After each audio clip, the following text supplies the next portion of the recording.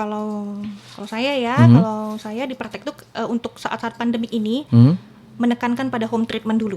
Nah. Jadi, home treatment dulu.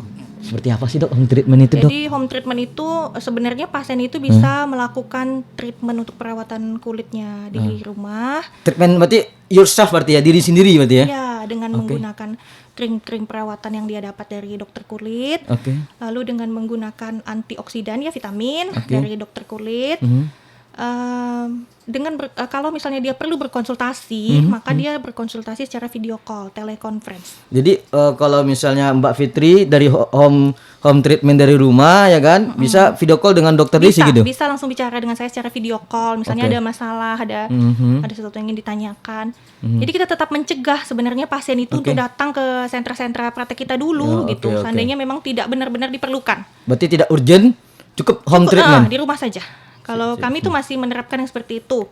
Video call, kalau memang perlu banget sama dokter video call. Seandainya tapi ada hal-hal yang mungkin tidak bisa, dia harus jumpa dengan dokternya. Ini dalam kasus apa dok yang harus jumpa dengan dokter gitu, misalnya gitu? Kalau yang harus jumpa ini biasanya yang penyakit ya, yang sakit, Oke, bukan yang oke. kosmetik ya. Misalnya karena kan penyakit kulit itu banyak, bukan Betul. hanya kosmetik. Betul. Bisa juga penyakit-penyakit autoimun. Nah, Betul. itu kan dia agak ribet ya, agak complicated, tidak bisa kita dari video call saja. Oke. Kadang kita harus lihat pasiennya, kadang kita harus lakukan pemeriksaan fisik. Nah, itu dia datang. Datang, oke. Itu ada mesti harus janjian dengan dokter, dok aku gini atau gimana? Atau langsung datang ke praktek atau gimana dok? Biasanya itu dengan pendaftaran lebih dulu, dengan menerapkan protokol kesehatan. Jadi Oke. cek suhu dulu, cuci tangan dulu, dan diatur jarak antrinya supaya tidak terlalu rapat ya. Penerapan di praktek pribadi atau di Rumah Sakit Santa Maria itu hampir sama. Kalau saya nggak jauh berbeda lah. Kita tetap pakai protokol kesehatan. Jadi masuk tuh dicek suhu, Oke, ada petugas yang cek suhu pakai termogan, cuci cek, tangan.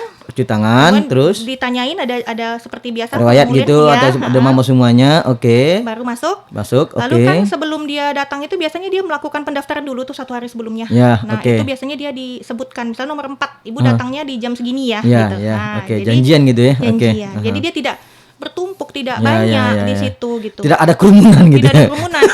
Begitu juga dengan tindakan. Misalnya dia melakukan chemical filling atau apa itu juga begitu diatur sedemikian rupa sehingga dia tidak banyak di situ. Pasien datang semua udah melalui protokol kesehatan semua.